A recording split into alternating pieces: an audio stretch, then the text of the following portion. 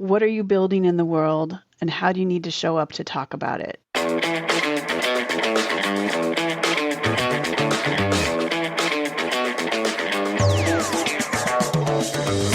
Hello there, it's me, Steve Mellor, and welcome in to Growth Ready, the podcast that allows high performers to reveal the reality behind what it means to ready yourself for growth, the personal and professional challenges along the growth journey, while also allowing the high performance executive coach in me to satisfy his curiosity toward what drives optimal performance. On this episode, we're speaking with author, coach, and group skill builder, Margaret Watts Romney, who believes it's time you accepted that what you have to say needs to be said. But in order for us to see true growth, we have to be ready to do the work around how we show up and how we talk about the value that we will bring to the world. Hello there, and welcome in to the most recent installment of Growth Ready. I am very excited today to be welcoming in Margaret Watts Romney to the show. And before we get into a plethora of what I know is going to be fun, insightful conversation, I want to ask you, Margaret, what I ask everybody at this point of the show, and that is, what does it mean to you to be growth ready? I love this question. It's gotten me really thinking, but I want to ask you a question back, and that is, what do you mean by growth? Gosh, I am just so, and you didn't give me any preparation for this. I didn't. I'm so mean. I'm so mean. Yeah. Well, this is where it gets really funny, is that one of the things that I frequently talk about on stages specifically is I will say to the room, hey, can everybody give me a word that they associate with the word growth? And about 20 words later, we realize that the word growth, in terms of the definition that maybe a dictionary may hand us, doesn't mean a whole lot. Because for me, what I find growth to be is the experience. It's an experience more than it is a definition. It's a way that we have truly encountered what comes with growth and felt it and gone through it in order for us to then be able to simply relate to it in certain moments. I love that. And what are some of the words that come up? You say there's about 20 words. We get everything from pain to joy to sacrifice. And it says so much, right? The word says so much about, like, oh wow, so your growth journey is one of adversity, and your growth journey is one of fulfillment, and all this kind of thing. And all these words come flying out, and I go, we use this word in meetings all the time. Like, everyone hears it and sees it the same. It turns out you could be in a room of 20 and have 20 completely interpretations of the word. Yeah, I love hearing that. I had an experience with that with a client a couple of years ago. I was working with a leader, and it was about to be the beginning of the year. He was preparing his remarks to the entire company. He was setting a theme for the year. And he's like, I want the theme to be growth. And I was like, ugh, are you sure you want it to be growth? Because it kind of had this connotation of grow or else. Oh, yeah. And I was like, is that really what you want? And as we were talking about it more and more, so we kind of had some pushback back and forth about it. And when we were just in the middle of a discussion, he said, he turned it into a question. What does it take to grow? I was like, let's go there. Yes. And so we ended up having a theme for the whole year of growth mindset, and it shifted the entire meaning from this go, like, some of my friends and I joke when we go through adverse experience, like, oh great, another growth opportunity, but instead it turned into this curiosity of, okay, what does it take to grow? What's out there? What do I want? What do I want this to look like? What am I making? How can I get there? What's available? Yeah, I love that. And so I'm going to take that as your answer. I'm going to take that as your answer to what does it mean to be growth ready, in the sense of how can we simply step in, certainly the open-mindedness, I'm hearing that a lot, but to go even a bit more specific to you, Margaret, now, I want to learn more about, when you think about just the way in which you're able to kind of step back from that word and even ask the question that you asked. I'm curious, where did that perspective originate? How have you formed this perspective of, okay, when I hear the word growth, it's really important to us, and to me specifically, that we establish some sense of clarity to avoid where we could go as opposed to where we probably should go. And that's exactly it. Yeah, your word there of go. Where are we going? And so that was what was in my mind when I was talking with them, and my background working with other leaders. And about 10 years ago, I started working with TEDx speakers, and I've coached a bunch of them. And that's one of the primary questions. Where do you want your listeners to be at the end? Where are we going? Where do you want to land? What do you want them to walk away with? What's the feeling you want them to have after you're done speaking? So that's my orientation with this leader is, do you want at the end of this to all of his employees and teammates to feel, oh, okay, I'm going to go grow now? Or do you want them to go, yeah, I love this. I want us to move somewhere together. I want us to go somewhere. I feel this feeling of excitement. What's the feeling you want people to have at the end of your meeting, presentation, conversation, TED Talk, whatever it is? Sure. I'm curious straight away. Where would you start with yourself when you think about your own process? When you think, hey, where am I going? Like, is it as simple as sitting with that question and answering that question? Is there more to it from a complexity standpoint? Is there more to navigate? Is there more to clarify for you, at least, to know that, hey, I'm pretty clear now as to what it is?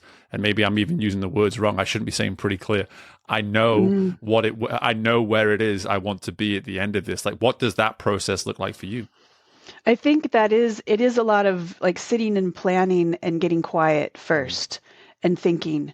It is. And for me, I find the most clarity when I find specific words around what I want to feel, what I want to experience, what the sensations in my body. When I'll give another story. A few years ago, I was about to, actually, when I met that same client, the very first time I met that same client, I was a little nervous. They were in the tech industry. I was not. It was going to be all men in the room. I am not.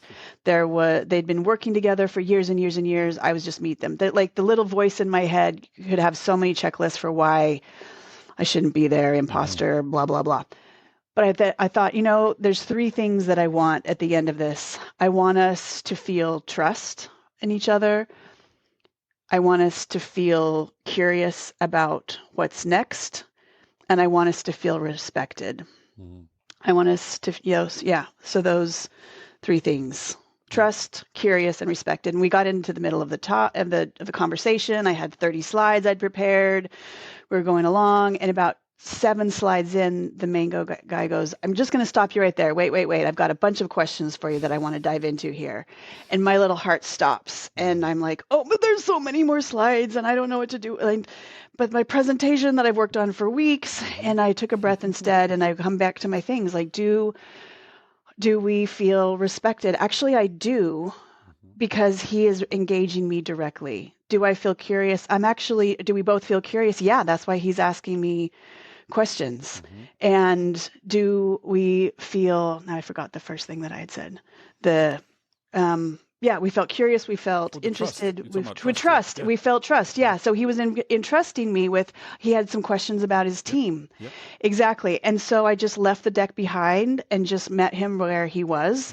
And we just had a discussion. And at the end, we felt these three things. And so even though along the way, the path was twisty-turny, I knew at the end we landed with those three things.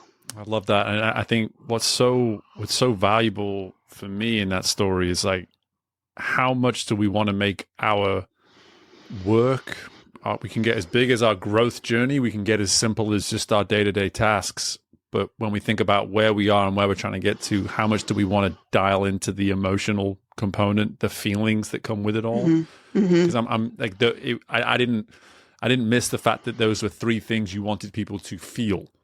They weren't just three things you wanted to achieve. They weren't just three things that you wanted to see. It was like, I want you to feel. And quite frankly, for someone like that gentleman to put his hand up and know that he could put his hand up and say what he said, that is the feeling. That is the sense of. And that's going that extra step of saying, hey, I don't want to simply get to the end of this and know that people now potentially trust me. People now potentially are curious towards me. I want them to feel it so much that it almost overcomes them to an extent in the moment. Yeah. And they're like, hey, I appreciate you may have 23 more slides, but I can't help but want to ask a question. If not, I've actually got about 15. Like, here are my 15 questions. And to be quite frank, I'm honoring everything it is you want me to feel. And it's why I have to say something right now, Right. And when I hear you repeating my words back to me, I'm actually, part of me is like cringing, just like it sounds so like emotional. And frankly, I'm not really an emotional person. Like right. I'm a, Libra sun and an Aquarius moon, whatever that means. Anyway, I don't live in my emotions very much, but I did some training with the Neuro Leadership Institute that taught me that about the brain and how we make decisions. Mm-hmm. And we actually don't make decisions from our logical center. Right. We make it from our emotional center. And if there's been studies for people who have had that emotional center damaged and cannot regulate or feel their emotions, and you hand them a blue pen and a black pen, you're like, which would you like to sign this document with? And they can't make the decision. And they all day go back and forth debating if it's blue or black. Whichever one they pick, I'm like, why did I pick the black? I should definitely have done the blue. That would have been right. It's essentially an emotional decision. Yeah. And I'm so glad you took us there because, I'm aware of your background and the neurology around words and neurology around emotions, and it's something that is not news to me. I'm aware of the emotional beings that we are, mm-hmm. but I hope that we have listeners now just sort of being like, well, wait a second, Margaret, you're telling me that I'm not rational? It's just like, well, all we're saying is that some of that rationale is mainly rooted in emotion. Like that's the beauty of it, and I think. What it resonates massively with me is that I used to, when I was back swim coaching, I would tell athletes all the time, listen, I'm an emotional coach. And they would kind of look at me at first and I'd be like, I know you've never seen me cry. Like that's what you're thinking right now. I say emotional coach and you're like, Steve, I've never seen you cry. It's like that turns out there's more than one emotion. It turns out that this word emotion, for whatever it is, has we've created this lens around it. When we say I'm emotional, it's like, okay, I'm waiting for the tears. I'm waiting for the breakdown. I'm waiting. And it's so absolute when really it's just every single thing that's flying through our body. Every time throughout the day, there's a representation of multiple emotions at play with anything and everything that we're doing. And the sooner we actually acknowledge that and accept that, I would argue the sooner we can actually find more consistent, rational behavior. And like that for me is what I've always enjoyed about being a highly emotional person, is that I've known that for a long time, and I can use that to my advantage, not in a weird way, but in a sense of like, hey, I can now know this about myself, so that when I feel certain things coming to the surface, I recognize, I notice, and then I can process so much more effectively in the moment, as opposed to, like you were saying there, the stereotype. It's like, oh no, they're emotional, we're flying out, we're out of control. And so I'm just curious, like even when you think about the way in which you have, become disciplined around your own emotions, what has that journey been like for you, Margaret? Like going from the person before doing all that, all those studies around neurology, to now being what you do and how you do it. What has your journey looked like around emotion? I'm not sure I could say I'm disciplined around emotions. Like it's sort of like, I think there's an analogy out there that our emotional brain, our instinctive brain, is like an elephant, and our rational brain is like the rider. And we all have a rational rider, and we all have an elephant that really just wants to run through the forest and just wants to eat everything and go to sleep when it wants to sleep. And, and so we're always, all of us have this balance back and forth, this dance between the little tiny rider on the back of the elephant and the elephant that just wants to run through the village. Mm-hmm. And so how do we balance that? How do we be aware of it? And I love what you said in your own world of being that aware of the emotions. Emotions not like drama, but emotions as, what is my experience? What is my gut? What is my instinct wanting to do? And by naming that, by saying, our elephant got it. You are really hungry right now. Oh, Right. you're so sad right now. Oh, look at, you're so happy. By having a conversation, by naming it, then then our writer has more say in the matter than, but we don't, like, it takes a lot of effort for us to stay completely, takes a lot of cognitive load is the technical word, Sure. to stay in that writer position of like, oh, don't eat that candy bar, and you're going to sit and do the whole spreadsheet, and you're going to go run 5 miles after that, and you're going to go to bed and drink like glasses of water. Like, we just, like, at some point the elephant's like, yeah, no, I am done. I am not doing any of that. I'm playing hooky. I'm going to go eat an entire pizza and then just play video games all weekend. Nothing against video games, but it's and so there's that balance in between, and it's that getting awareness. All right, now this is where I'm operating from. Oh, this is what my body needs now. This is what my instincts need now. This is how I can support my writer more so they can make decisions. Yeah, and I even appreciate you calling me on the word discipline, because I think about myself and it's like, yeah, you're aware, buddy, but discipline's a stretch. Discipline's a stretch, and so but even as you use that metaphor with the elephant too, I think it also, what I love about the use of something like elephant is it speaks immediately to just the magnitude, right? It's like you pick one of the biggest animals that there is, and it's like that's what we're looking at, folks. We're looking at this thing that at any point can, like you said, just go storming off into the jungle and tear down trees. And we just have to be aware that it has the ability to do that at any point. Yeah. But I really appreciate the idea that our rational mind can be an author, if you will, a writer, and there's an intentionality there, right? That immediately when you said writer, I was like, okay, that's intention. That's someone who's stopped their day to pick up a pen and get very intentional about what it is. I'm curious, just in your work today, whether it be with speakers, whether it be with leaders, how are you helping them get to that point of just simply saying, hey, this is what it looks like to step into maybe some form of rational behavior? And, because I find myself immediately just thinking everyone's probably relating to that elephant right now. And I'm like, okay, help us relate to the rational person with the pen in their hand a little bit more. Yeah, I think that the first thing is exactly what we're saying, of being aware that it's there. Like, I think the people that I speak to that have the most intense relationship with the elephant are those who are afraid of public speaking. And they're like, my hands shake, my guts turn into snakes, I have cold sweat down the back of my neck. I never want to feel any of those things. Please make them all go away so I never feel them again.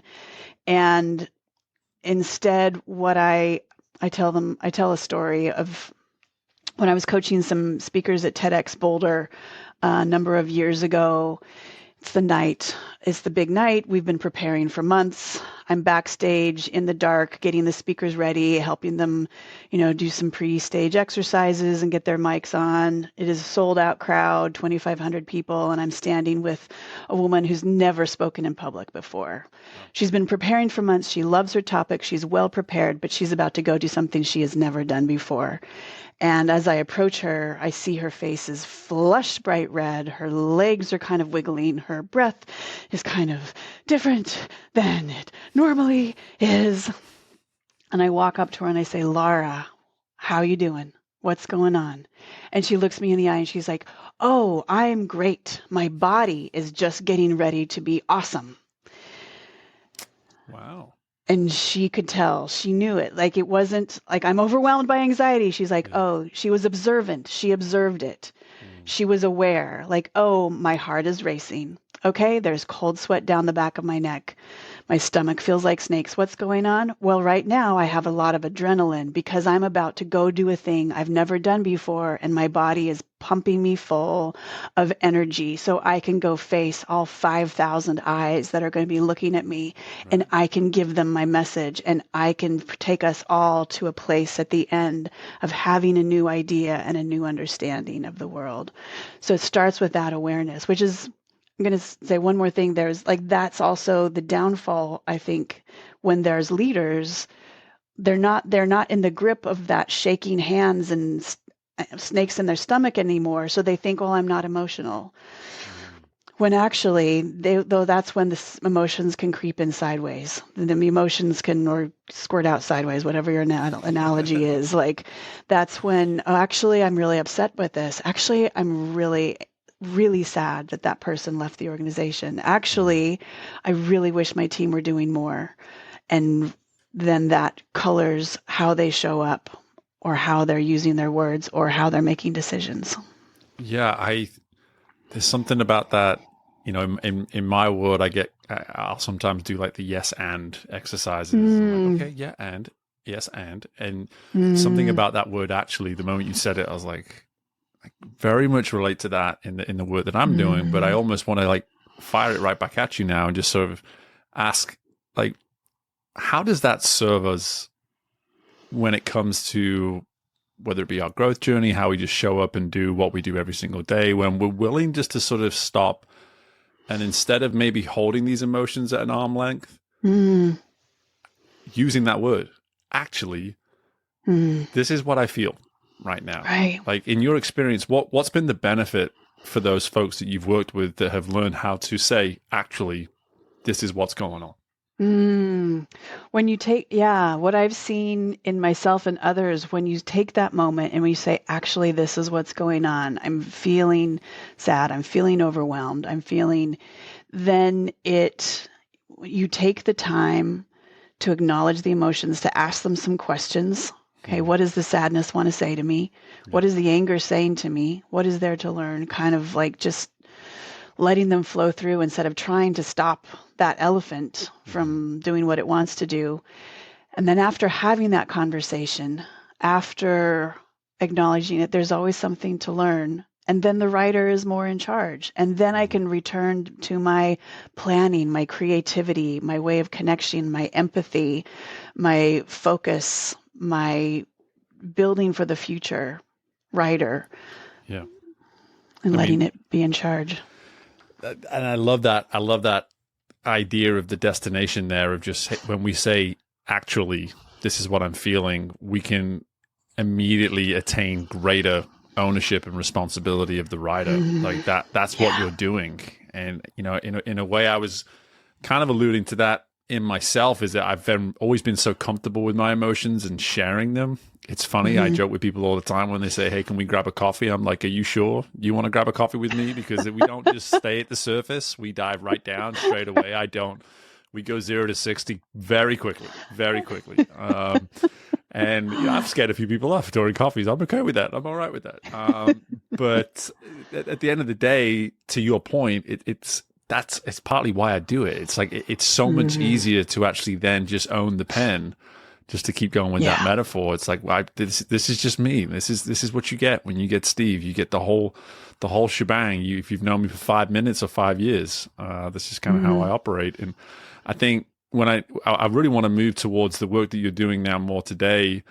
And when I love how the way you market the work that you're doing, you see it as the intersection of public speaking, neurology, and purposeful leadership.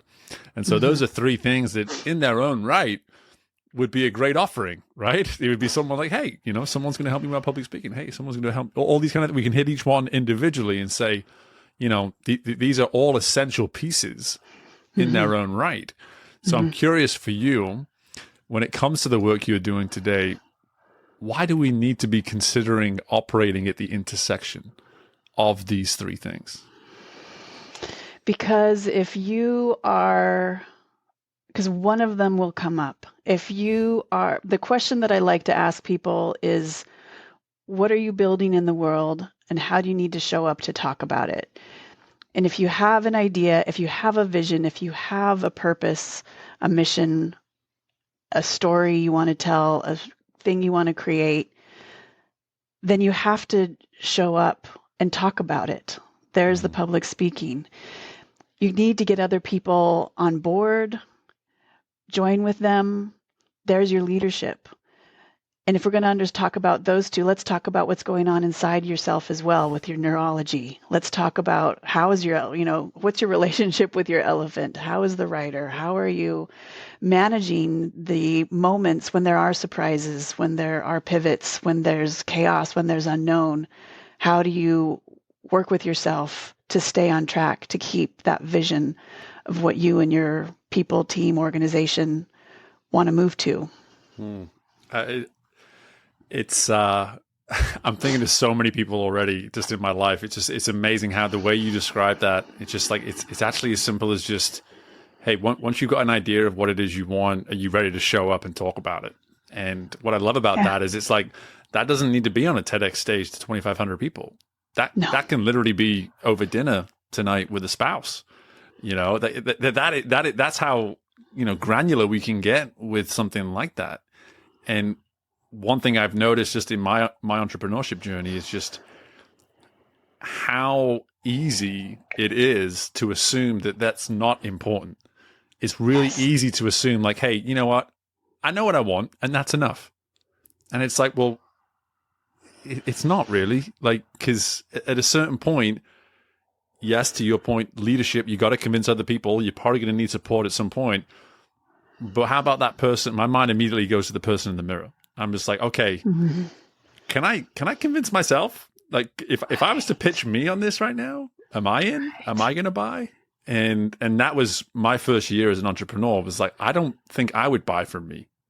Like, I don't think I would invest in me, because the moment I start talking about it, every time I talk about it, it sounds different every single time. And I was like, oh, that can't be good.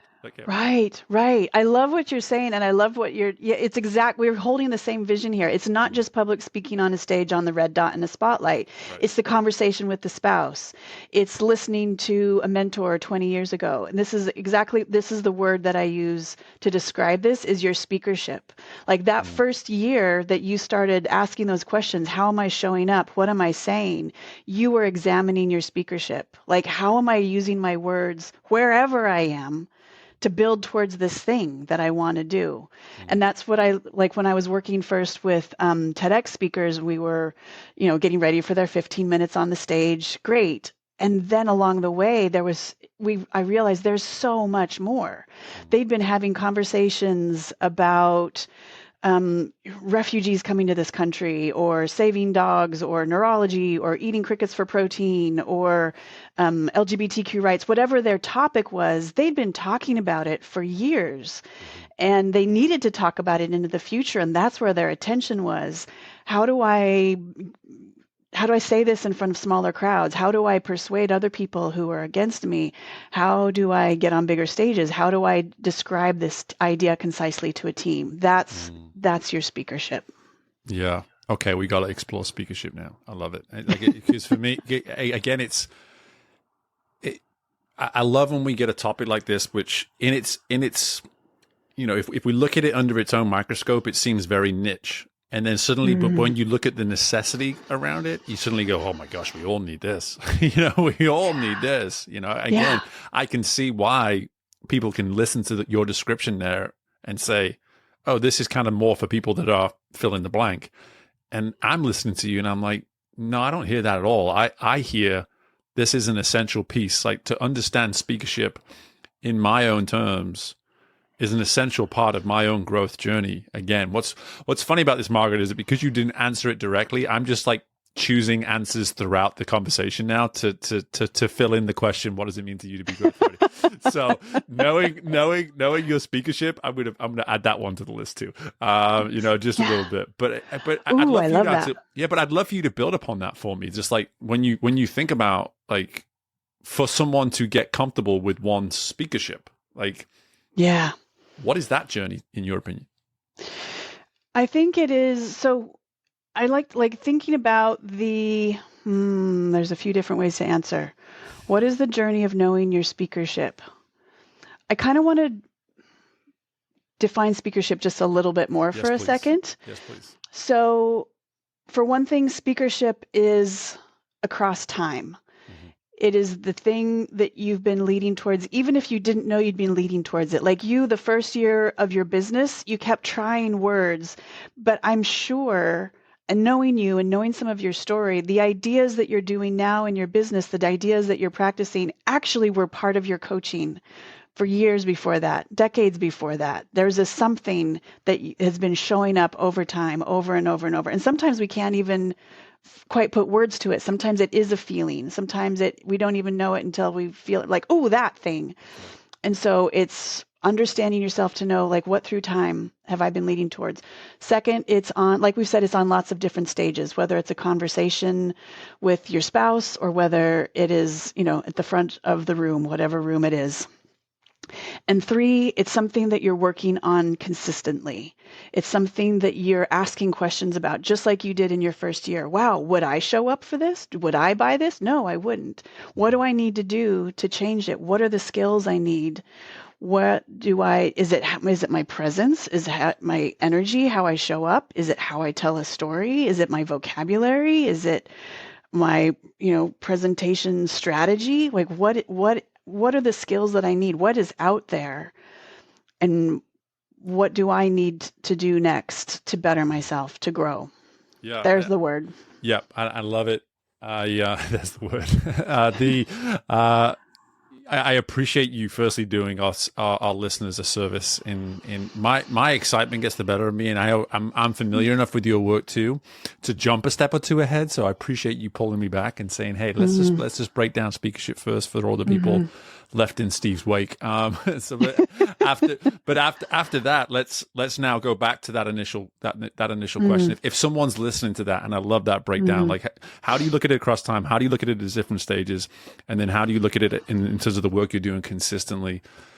How might someone now just simply start that process of saying, okay, I hear you, Margaret. Like, where do I look? Where do I maybe look for that kind of thing? And how do I start to map out this thing that could be my own speakership, if you will?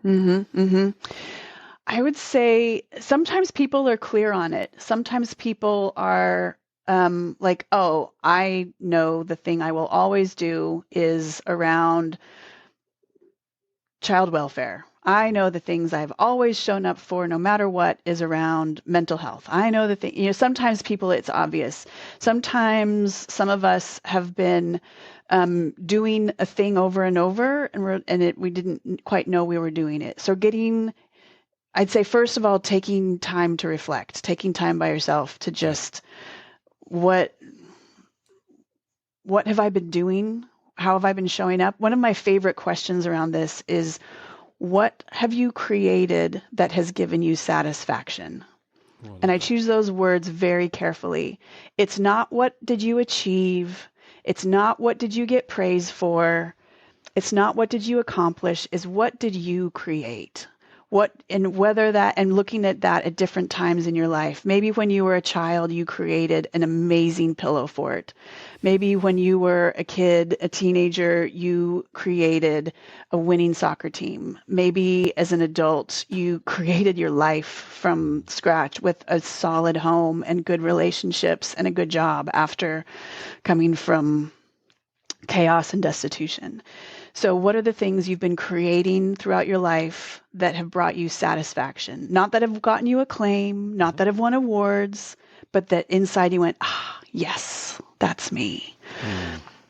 I love that. And that immediately can go towards all three of those, which is great. It's just like, hey, once I get clear on what I've created, and let's go back to what we were talking about earlier, the emotion. What is that an emotional anchor that I can say, hey, this gave me satisfaction. I felt satisfied when I did this. Well, now you're forced to look back across your life. So we're looking back across time. We're looking at the different ways in which that maybe showed up. Even if it was only one, it still came with some form of a stage. It came with some sort of a situation. And then finally, what did the consistency of what was required to get there look like? Like, what was that consistent work? Now we're hitting on, okay, if I had to tell someone and share that story or share some of those insights, I'm pretty clear about what that might sound like, Yeah, exactly. I'm clear on what it might look like. I'm clear what I want to continue doing. I'm clear on the thing that I want to continue working towards, even if I never even if it's so far away, even if it's such an infinite game that it will never be accomplished in my lifetime, it's the thing that I'm happy to keep on showing up for. Yeah, and and I moving the love needle. that. I love that caveat too, because again, that's what we're about on the show. It's like, hey, we're not here for stories of. In many ways, we're not really here for achievement. That's one thing I try to refrain from having conversations around on this show is that to speak of growth and to speak of readiness is to always allude to the journey and the process. And so if we're going to honor that, for us to figure those three things out and see that as a destination, as opposed to, as you're alluding to, something that we're going to continue doing, continue refining, and use as our almost as a North Star, if you will, Yeah. of like, hey, this is where I'm at. This is going to help me get to where I'm trying to get to, even if I never get there. Like it's just going to keep me on the straight and narrow. And certainly as leaders and definitely as speakers, I think that's an essential part of that. I would love to, because I get these opportunities sometimes just to get a little bit more of the origin story. For you, Margaret, like when you think about how we've arrived at what you're doing now today, what were some of those moments in your life, or the moment in your life? Sometimes we don't have that amazing, incredible moment where everything made sense. It's more of a series of things. But how has what you're doing today come to be? Where did that all begin? So I really appreciate that you're saying, like, it came a number of moments, a lot of little tiny moments along the way. But I'll tell you the story of one moment that I could put my finger on, that it echoed what I'm doing now. So my first career, my undergrad degree, was as a cellist. I was a music performance major playing classical cello. And I loved music. I loved learning. I loved being in the middle of it. I loved listening. I did not like performing. Every time I performed, like shaking hands, tremory breath, and just feeling kind of sick to my stomach every single time afterwards. So after my undergrad degree, I closed my cello up in its case, and it kind of sat in the corner for a long time.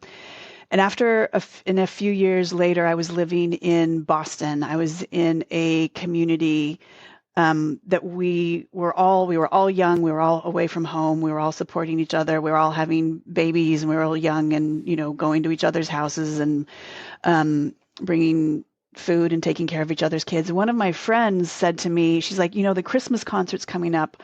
I know you play cello. Would you please play Ave Maria with me? And I was like, oh, that means getting my cello out. And I took a breath, and I thought of these people and how much I loved them and how much they'd given to me and how much we were there for each other. And I was like, okay, I will for you. So I took my cello out, I unclipped it from the case and started practicing. And the one thing I kept thinking of was how much I loved them and how much I did love this piece, and I did love cello. And I wanted to give them the experience. I wanted to give them the feeling that I had had the first time I'd heard this piece and the first time I had performed it when I was much younger and had loved it so much. And I kept that feeling, kept that idea in my mind as I was practicing. And on the day of the concert, the room is in a church building, the chapel's all full, and I go sit in the front with the pianist, and we start playing, and I just feel this outpouring of love for them and for the music and for Bach and for cello. And I played like I had never played before. Wow. And the room, it was like we were breathing together. And I finished, and it was like there was a new kind of light in the room. And I realized after that the orientation I'd had towards my cello as an undergrad was all about myself. Am I doing it right? Am I going to mess up? Am I pleasing my teachers? Rarely. The answer was no. But when I was there in the room, what were they feeling? What were they experiencing? What was the gift I wanted to give them?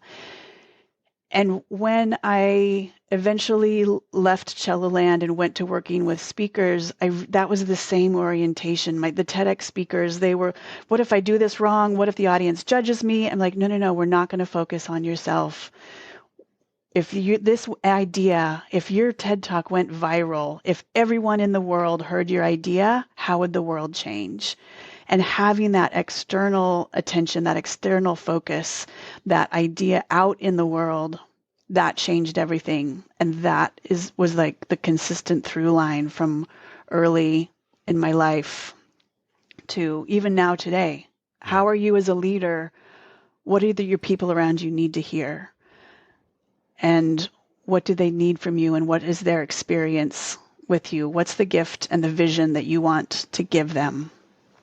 Gosh, I mean, I absolutely adore that story. It's a wonderful story, and it represents where you are today in such a beautiful way. The symmetry of the idea of the audience and the outpouring towards them, and so relatable as well when we think about this is where we can now go into a whole. We could probably do re-record a whole new episode now around education versus experience, and because that's something that really came through for me, and that is something that always hits home for me because I wasn't a great student too. I got all accustomed to hearing criticism and constructive feedback, let's call it, and and so like the thing for me was that for whatever reason, just the way I came into this world and the way I've gone through this life is that the world around me has always been my teacher. And for me, I listen to your story and I go, it's almost as though you needed enough time away from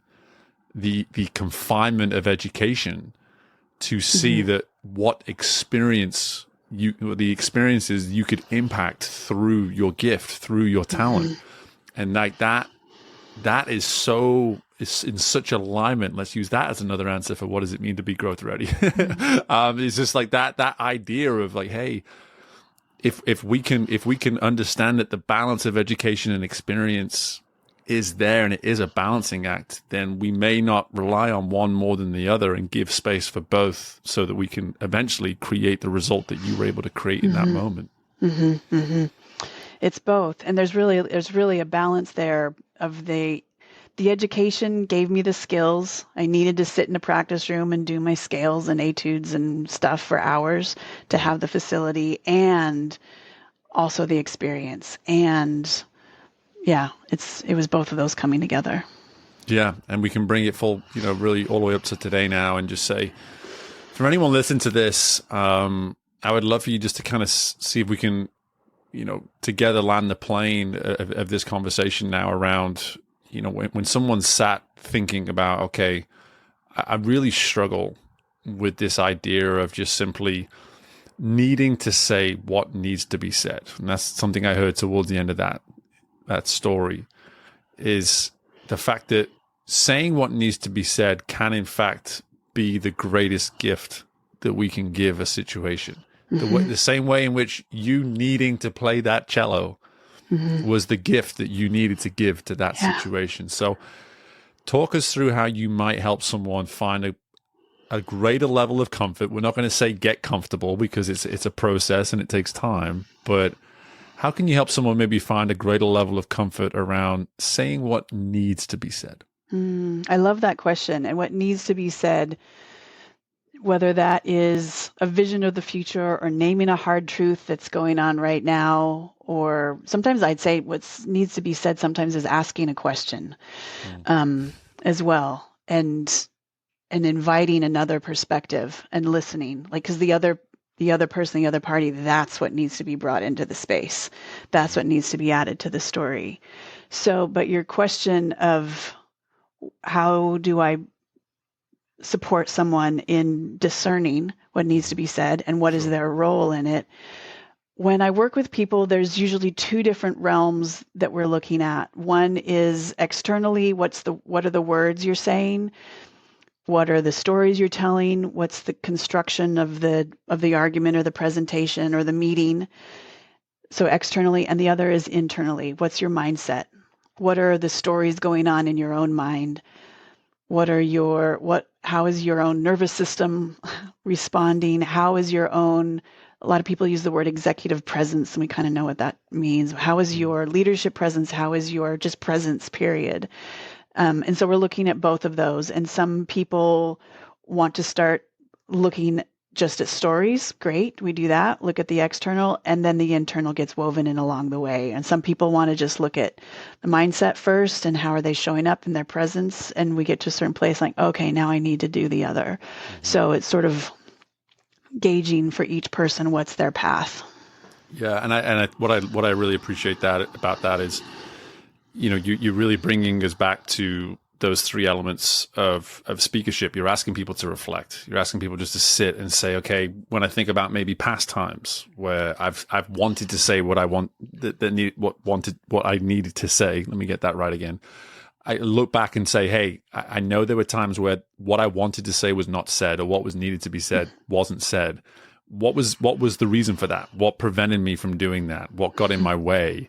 And that we start to look back across time. We start to look at the stages, and again, from a consistency standpoint, what needs to change? What needs to change about helping myself get more consistent, where I believe that what needs to be said can be said, and it's a gift. It's for the good of those that are hearing it, and the internal process that comes with that too it's an area that we need to continue to play, and we just have to be comfortable playing in it, and that's something that I'm really getting just from your tone, your energy, your delivery, and everything that we've talked about here today, Margaret, is that none of this is figured out. None of this is figured out. It's all, but if we can step into it with enough of a willingness to say, despite it not being figured out, there's a true curiosity and desire for me just to nudge this thing along. And if I can't master it, then I sure as heck can better understand it, Yeah, exactly. Yeah, it's like we said in the beginning around growth, it's the journey, it's not the destination. That's right. Well, what a wonderful insight to bring this conversation to a close that I knew would be a gift. And I don't know where those 45 minutes went, but they went somewhere. And it was, I really enjoyed having the chance to speak to you about a lot of this. But one thing I do know is there's going to be people listening to this that are eager just to learn a little bit more about the work that you do and what it might look like to even work with you. So with that being said, Margaret, where might people go to learn more about that information? Yeah. Thank you for asking. So I wrote a book a few years ago because people were asking me this exact thing. Like, I'm about to be on a stage. Many of them didn't have time, or I didn't have access to, availability. So I wrote a book. It's called Speakership is Leadership. You can find it in many different booksellers. My website is Master Speaker Lab, where there's a contact form there, and I show up on LinkedIn as well. I've a few of my clients, they said that what I offer on LinkedIn they're like little nuggets, little snacks. We like to give little pieces of advice to boost, because it is such a long journey. It is so long. How can I help you along the way? Yeah. Well, I love that. We got to feed the elephant one way or another. And we're going to do that. Exactly. We're going to do that one LinkedIn snack at a time. Right. So I appreciate that. And Margaret, again, this has been an absolute pleasure. All that information you just shared, if we don't have it already, we'll get it from you, and we'll make sure we add it to the show notes. Just best of luck with everything going on in your world, and thanks again for everything you provided today. Thank you. And thank you for what you're doing. This is a real gift in the world. I appreciate that. Thank you. And my thanks again to Margaret for joining us on this episode. As a communication media undergrad, I was a little bit of a geek throughout this episode, in the sense that I just love getting into the heart of how we communicate, why we communicate the way we do, the importance of it, getting to better understand this term speakership, courtesy of Margaret. Like, all of these things are facets of how we do what we do, but most importantly, they're what allow us to do it at a higher level. And so just to have a chance to dive more into so much of these kind of topics is a gift, as far as I'm concerned, for anybody who's committed to the idea of growth. But the question I want to ask you here as we wrap up is, how well are you respecting your emotions? Think about that for a moment. When it comes to your emotions, are they something you're engaging and interacting with daily? When you feel a certain way, do you acknowledge it in the moment? Do you get curious about it in the moment? Do you give your rational mind the opportunity to simply better understand how you're showing up emotionally? If you want to perform at the highest level within your respective industry, within your respective role, just within your life, at some point you have to make a decision. Am I going to respect and honor the emotions that are at play? Those emotions will be the catalyst for your behavior. So the sooner you recognize them and understand the role in which they're playing every day, the sooner you can really start to hone in how to best utilize them to your advantage. That's right. You can be sad and still execute at a high level. You can be frustrated and execute at a high level. You can be angry, etc., etc. You can experience these so-called negative emotions, but because you are tuned in to the way in which they're interacting with you, you can better serve how you rationally then show up and step into the roles that you need to play to perform at your best. So take the time, build that awareness, engage with yourself on an emotional level, maybe even invest. If this is difficult for you, invest in a therapist, invest in a practice, journaling, for instance, where you can simply get to better understand how you emotionally operate each and every single day. Again, my thanks to Margaret for this episode. My thanks to you, as always, for showing up and listening into these incredible conversations around growth. If this is your first time, I appreciate that you've discovered us. I appreciate you're still listening. Make sure you subscribe to now be an avid listener from this point onwards. In addition to that, make sure you're sharing the episode with people who need to also explore what it means to hone their speakership. And finally, make sure you're rating the show. Okay, we're at about 62 5-star ratings the last time I checked, and I want to get to 100 by the end of 2025. So if you're listening to this and it's the middle of 2025, do your part and help us get more 5-star reviews. So take the time to do that. Take the time to keep listening. And again, take the time to keep investing in yourself to keep aspiring to grow. Best of luck with anything and everything going on in your world. I look forward to doing this again with you very soon. Bye for now.